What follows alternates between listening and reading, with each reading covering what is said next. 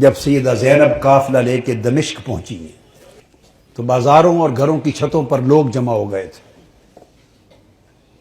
کسی کو کچھ پتہ نہیں تھا کہ یہ کٹے ہوئے سر کن کے ہیں، اور جو قیدی آ رہے ہیں اونٹوں پر کجاووں پر یہ کون ہیں. صرف اتنا اعلان کیا ہوا تھا کہ حکومت کے کچھ باغی تھے اور باغیوں کو قتل کر دیا گیا ہے. اب یہ باغیوں کے سر دربار یزید میں پہنچائے جا رہے ہیں. لوگ باغیوں کو دیکھنے کے لیے چھتوں پر چڑھ رہے تھے. کسی کو کچھ خبر کچھ پہچان نہ تھی. ہجوم ہو گیا، قافلہ رک گیا بازار دمشق میں. آج وہ بازار سوق حمیدیہ کہلاتا ہے.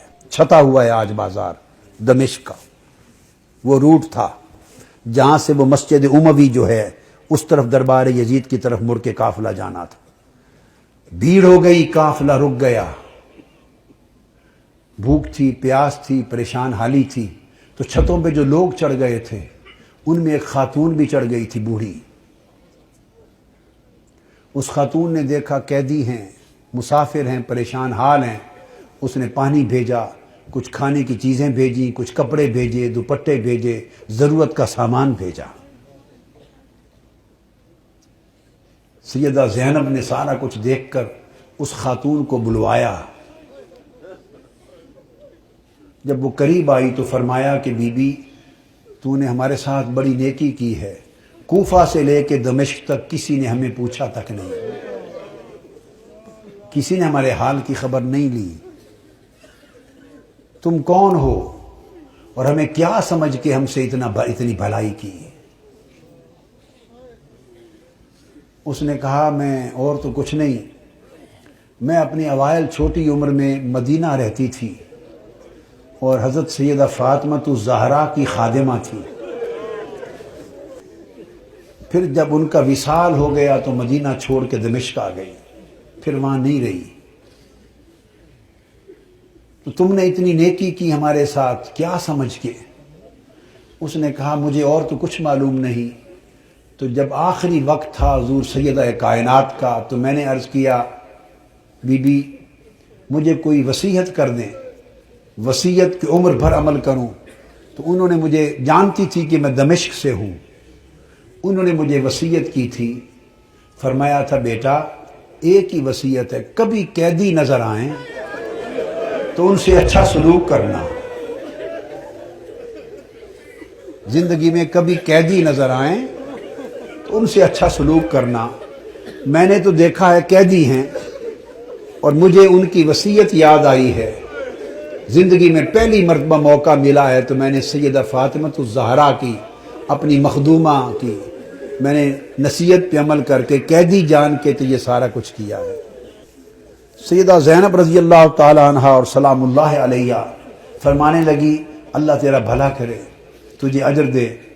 بتا تو نے ہم سے اتنی نیکی کی، بھلائی کی، ہم تیرے لیے کیا دعا کریں، کیا صلہ دیں؟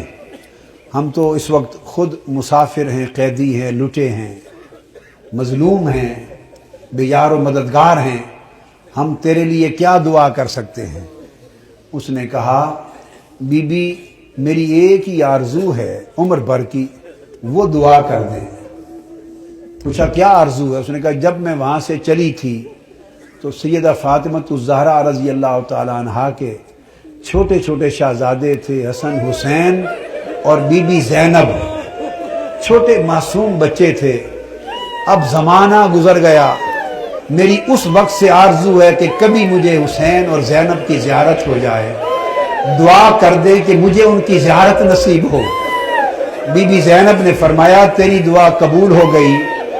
میں زینب ہوں جو قیدی ہوں، اور جس کا سر کٹا نیزے پر دیکھ رہے ہو یہ حسین ہے.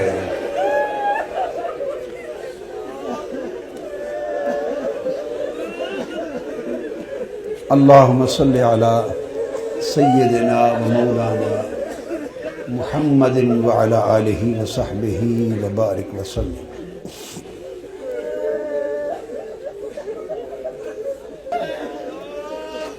پھر سیدہ زینب قافلہ لے کر جب دربار یزید میں پہنچی ہیں تو اس بدبخت نے حکم دیا کہ یہ جو قیدی ہیں میرے سامنے پیش کیے جائیں، اور گستاخانہ انداز کے ساتھ سیدہ زینب اور سیدنا امام زین العابدین کی طرف مخاطب ہوا۔ آپ کے ساتھ وہ ضعیفہ مائی تھی جو سیدہ کائنات سیدہ فاطمہ الزہرا رضی اللہ تعالی عنہا کی خادمہ تھی، اور جنہوں نے اپنی گود میں حسن حسین اور زینب کو پالا تھا۔ ان کا نام تھا فضہ۔ ان حضرت فضہ کا مزار آج بھی دمشق کے قبرستان مقبرہ باب الصغیر میں ہے، اہل بیت اطہار کے ساتھ ہی۔ وہ ضعیف تھی، ضعیف، اس وقت بوڑھی بڑھاپے کی وجہ سے جھک گئی تھی، کمر سیدھی نہیں ہوتی تھی۔ وہ کھڑی ہو گئی جوش میں کھڑی ہو گئی اور فرمانے لگی، بدبخت یزید، تم جن کو باندیاں کہہ رہا ہے، یہ قیدی باندیاں پیش کی جائیں، خبردار، یہ دنیا اور آخرت اور کل کائنات کی مالک و وارث ہیں، تاجدار کائنات کی شہزادیاں ہیں، تمیز سے بات کر۔ یزید نے اپنے فوجیوں کو دیکھا اور کہا کہ یہ بوڑھی خاتون کون ہے جو جسارت اور بے ادبی کر رہی ہے ہمارے دربار میں، اس کی خبر لو۔ اس کے فوجی اٹھے، انہوں نے تلوار لہرائی ڈرانے دھمکانے کے لیے بی بی فضہ رضی اللہ تعالی عنہا کو۔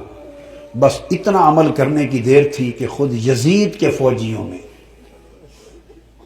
درجنوں سینکڑوں فوجی حبشہ کے رہنے والے تھے، اور بی بی فضہ بھی حبشہ سے تھی۔ یزید کی اپنی فوج کے حبشی جوان، یک لخت 20 حبشی جوان تلواریں میان سے نکال کے کھڑے ہو گئے۔ ان کی جو قومی غیرت تھی اور وطن کی حمیت تھی، اس نے جوش مارا۔ اس نے کہا، خبردار، یہ ہمارے وطن کی ماں ہے، حبشہ کی ماں ہے، اگر کسی نے اس کی طرف ہاتھ بڑھایا تو تلواروں سے گردنیں کاٹ دیں گے۔ جب وہ تلواریں لہرائیں حبشہ کی ایک خاتون کی عزت کی خاطر، تو اس وقت سیدہ زینب نے مڑ کے مدینہ کی طرف دیکھا اور مدینہ کی طرف تک کر ہاتھ اٹھائے اور عرض کیا، بابا، آج حبشہ کی ایک بیٹی کے لیے سینکڑوں تلواریں نکل آئی ہیں، مگر آج آپ کی بیٹیوں کی حفاظت کے لیے کوئی شخص یہاں موجود نہیں۔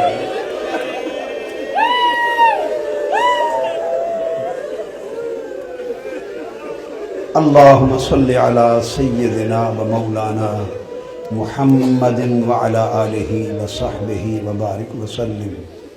الصلاة والسلام علیک یا سیدی یا رسول اللہ وعلی آلک و اصحابک و اہل بیتک یا حبیب اللہ وعلی آلک و اہل بیتک و ذریتک یا حبیب اللہ وما علینا الا اللہ۔